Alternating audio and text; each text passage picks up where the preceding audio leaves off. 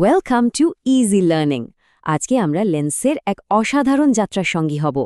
ভাবছেন তো এই যাত্রাটা ঠিক কেমন? এটা শুরু হবে আমাদের নিজেদের চোখ থেকে, আর শেষ হবে ওই দূর আকাশে ভেসে থাকা রামধনুতে গিয়ে। প্রশ্নটা শুনে একটু অদ্ভুত লাগছে, তাই না? একদিকে আমাদের চোখ, আর অন্যদিকে প্রকৃতির ওই অসাধারণ সুন্দর দৃশ্য, রামধনু।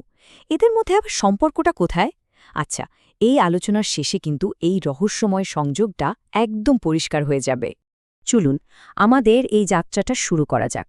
আর শুরুতেই আমরা ডুব দেব নিজেদের ভেতরেই। আমাদের মাথার ভেতরে যে একটা আশ্চর্য অপটিক্যাল যন্ত্র আছে, মানে আমাদের চোখ, সেটাকে বোঝার চেষ্টা করব। মানুষের চোখকে কিন্তু খুব সহজেই একটা জীবন্ত ক্যামেরা বলা যেতে পারে। ঠিক যেমন একটা ক্যামেরা তার লেন্স দিয়ে আলোকে ফোকাস করে, আমাদের চোখের লেন্সও একদম একই কাজটা করে। মানে চারপাশ থেকে আসা আলোকে একত্রিত করে একটা নির্দিষ্ট বিন্দুতে ফেলে একটা ছবি তৈরি করে। আর এই যে ছবিটা তৈরি হলো, সেটা কোথায় হয়? সেটা হয় রেটিনা নামের একটা আলোক সংবেদনশীল পর্দার ওপর। এটাকে আপনারা ক্যামেরার সেন্সর বা পুরনো দিনের ক্যামেরার ফিল্মের মতো ভাবতে পারেন। যখনই আলো এই রেটিনার ওপর পড়ে, ওখানকার কোষগুলো সঙ্গে সঙ্গে সক্রিয় হয়ে ওঠে আর মস্তিষ্কে একটা ইলেকট্রিক সিগন্যাল পাঠিয়ে দেয়। আর তখনই আমরা কিছু দেখতে পাই। আচ্ছা, আমাদের চোখের সবচেয়ে আশ্চর্যজনক ক্ষমতা কোনটা জানেন? সেটা হলো এর অটো ফোকাস করার ক্ষমতা। একে বলা হয় উপযোজন ক্ষমতা। আমাদের চোখের সিলিয়ারি পেশিগুলো লেন্সটাকে ইচ্ছে মতো সংকুচিত বা প্রসারিত করতে পারে, আর তাতে লেন্সের ফোকাস দূরত্ব বদলে যায়।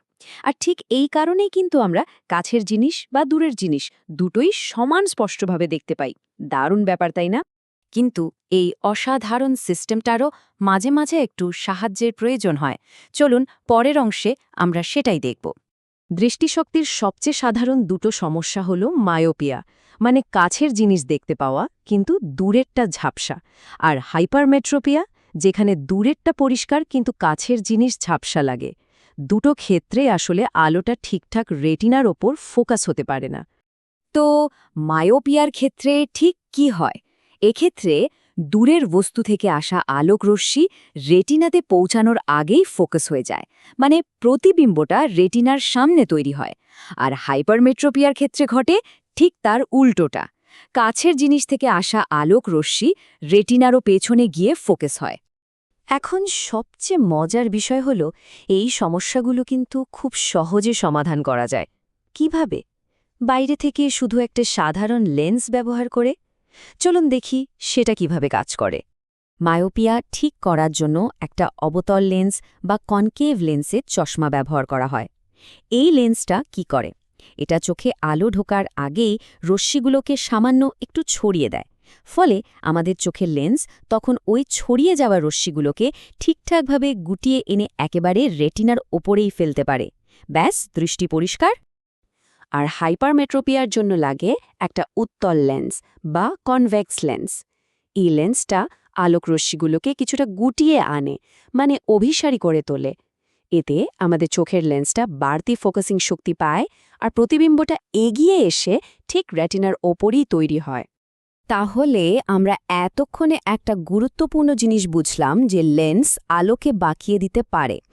এবার চলুন দেখি এই একই সহজ নিয়মটা কিভাবে আকাশে এক বিশাল আর রঙিন ঘটনা ঘটায়। এই ঘটনাটাকে বলা হয় বিচ্ছুরণ।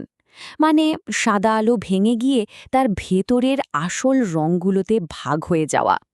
জানেন তো, স্যার আইজ্যাক নিউটনই প্রথম একটা প্রিজম দিয়ে দেখিয়েছিলেন যে আমরা যেটাকে সাধারণ সাদা আলো বলি, সেটা আসলে 7টা আলাদা রঙের একটা অসাধারণ মিশ্রণ। আর এখানেই কিন্তু আমাদের সেই প্রথম প্রশ্নের উত্তরটা লুকিয়ে আছে। ঠিক যেমন আমাদের চোখের লেন্স আলোকে বাঁকিয়ে রেটিনায় ফেলে, আকাশে ভেসে থাকা লক্ষ লক্ষ জলের ফোঁটাও এক একটা ছোট্ট লেন্সের মতো কাজ করে। বৃষ্টির পর বাতাসে ভেসে থাকা এই জলের ফোঁটাগুলো এক একটা ক্ষুদে প্রিজম হয়ে ওঠে, আর সূর্যের আলোকে তার সেই 7টা রঙে ভেঙে দেয়। রামধনু তৈরির প্রক্রিয়াটা কিন্তু 3টে সহজ ধাপে হয়। প্রথমে সূর্যের আলো যখন জলের ফোঁটার মধ্যে ঢোকে, তখন সেটা সামান্য বেঁকে যায় আর এর রঙগুলো আলাদা হতে শুরু করে। দ্বিতীয়ত, ওই রঙিন আলো ফোঁটার ভেতরের দেয়ালে ধাক্কা খেয়ে প্রতিফলিত হয়। আর সবশেষে ফোঁটা থেকে বের হওয়ার সময় আলোরশ্মিগুলো আরও একবার বেঁকে গিয়ে সোজা আমাদের চোখে এসে পৌঁছায়, আর ঠিক তখনই আমরা আকাশে ওই সুন্দর সাতরঙা বর্ণালী দেখতে পাই। নিউটনের এই আবিষ্কারটা নিয়ে ভাবলে সত্যি অবাক হতে হয়।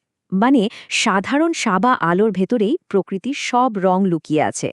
তার মানে আমাদের চোখের লেন্স হোক বা আকাশের এক ফোঁটা জল, দুটোই কিন্তু প্রকৃতির এই গভীর রহস্যটা আমাদের সামনে তুলে ধরতে সাহায্য করে। তাহলে দেখুন কি দারুণ একটা ব্যাপার, আমাদের চোখের ওই ছোট্ট লেন্সটা আর আকাশে ভেসে থাকা লক্ষ লক্ষ জলের ফোঁটা সবাই কিন্তু আলোর একই জাদুকরী নিয়ম মেনে চলছে, আর এই নিয়মটাই সাধারণ জিনিসকে অসাধারণ সুন্দর করে তোলে। প্রকৃতির এরকম আরও অনেক রহস্য যদি জানতে চান, তাহলে আমাদের চ্যানেল ইজি লার্নিংকে সাবস্ক্রাইব করতে ভুলবেন না।